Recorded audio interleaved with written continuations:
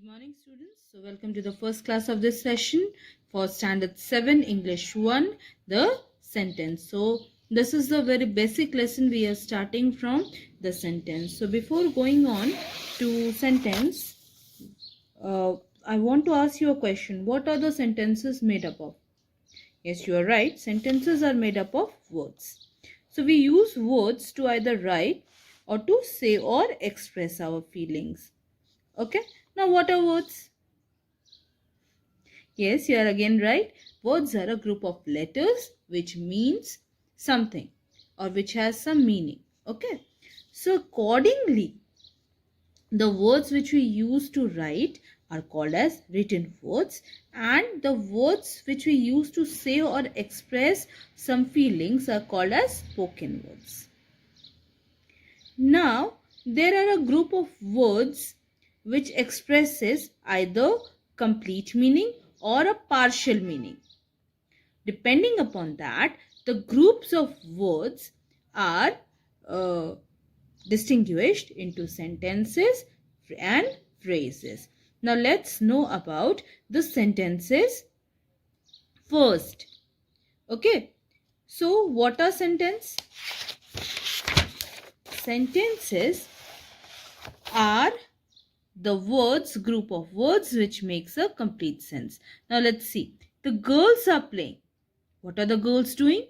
They are playing. So it makes some sense and the sense is complete.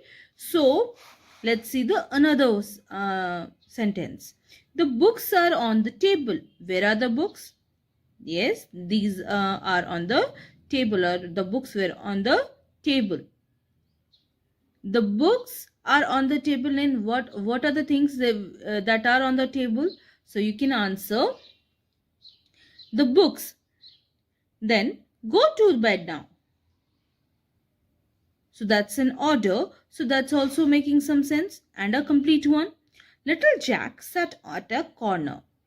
Humpty Dumpty sat on a wall. Gopal plays tennis every day. So these all group of words are making some sense and that sense is complete. So a group of words which makes a complete sense is called a sentence. So all of you can define a sentence as a group of words which we use to convey our feelings and which makes a complete sense is called sentence. Okay, so you can define easily the group of words which may be small or big and which makes a complete sense are called sentence. Now, there are some things which we should remember when we are writing a sentence. Like all sentences begin with capital letters. Then we must remember to punctuate the sentence by a full stop, a question mark, or an exclamation mark at the end, depending upon what the sentence is conveying. So these things which we should remember while writing a sentence. When a sentence begins with a capital letter and ends with a full stop, so that means the sentence is assertive. When it ends with a question mark, that means it is asking a question, and when it ends with a full stop, it may be imperative, and when it ends with the exclamation mark, so that expresses a sudden feeling, so that may be exclamatory. Now let's see the parts of a sentence. A sentence has two parts, a subject and a predicate. So subject is that part of a sentence which denotes the person or thing about whom or which we say something, or the doer of any action is called subject, and the rest part of the sentence is called predicate. Or Whatever is said about the subject is called predicate. Both the subjects and the predicates can be a single word or a group of words. Now see here, the beauty of nature.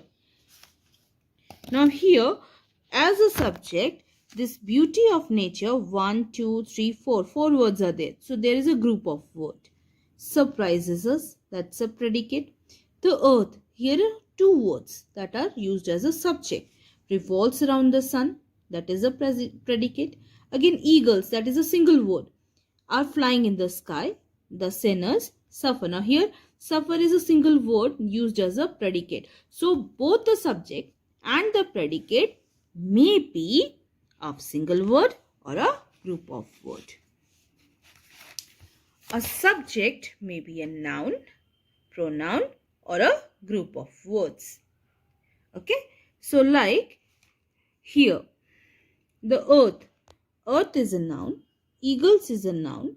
So they are used as subject. Noun words are used as a subject. Okay. The beauty of nature is a group of words that is used as a subject. Okay. Similarly, it is in France. So it is a pronoun. It is a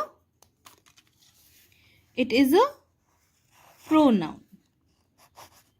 So it is used as a subject. Now let's see the predicate. The predicate of a sentence is composed of a verb and either an object or a complement.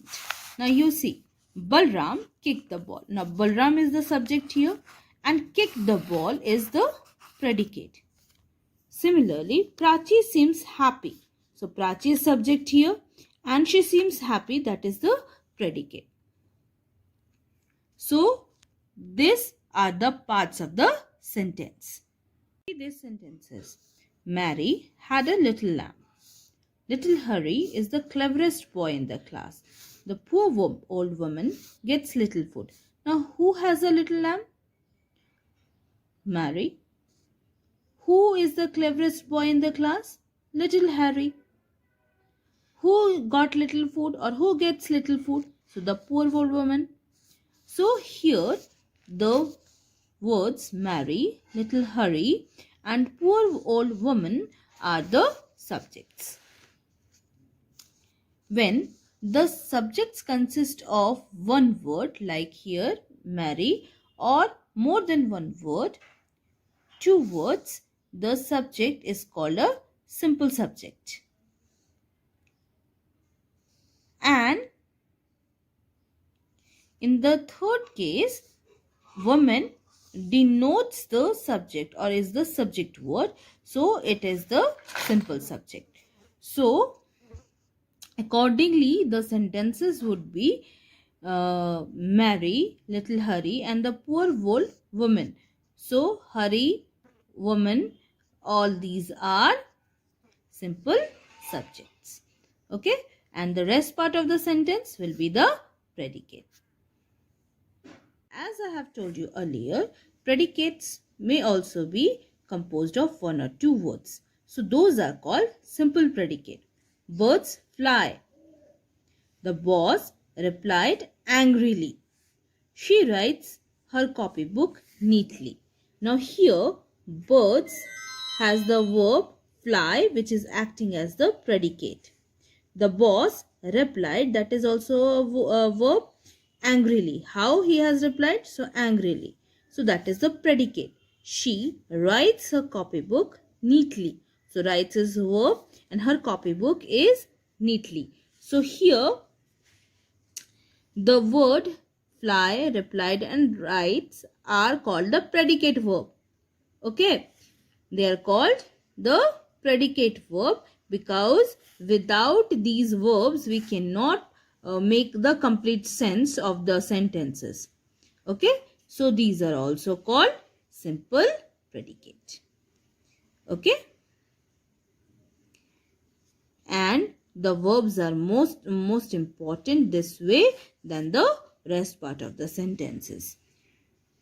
So every predicate may be a word or a group of words which has a verb. Okay, and you should note that no predicate can be formed without a verb. Okay, let's summarize what we have learnt in this class. A sentence is a group of words that makes a complete sense. So a sentence has two parts, a subject and a predicate. Or in other word, we can say that every sentence has two parts.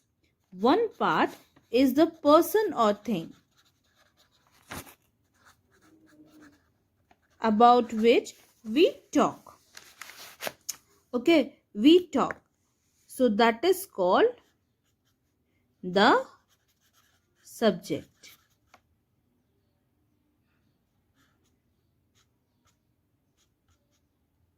Okay, person or thing. If we talk about, so that is called subject, and whatever we say about the person.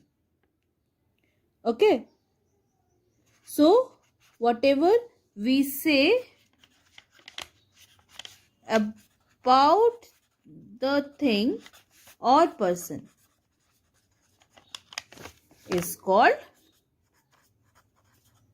predicate. I hope you have understood the difference between a subject and a predicate. So subject is again the doer of the action, and the predicate, which is the what the subject does, or about whom or the thing about which the person or the thing is denoted by, or the words which we say about the person or the things denoted by the subject is called predicate. Now a predicate must have a finite verb. Okay, so here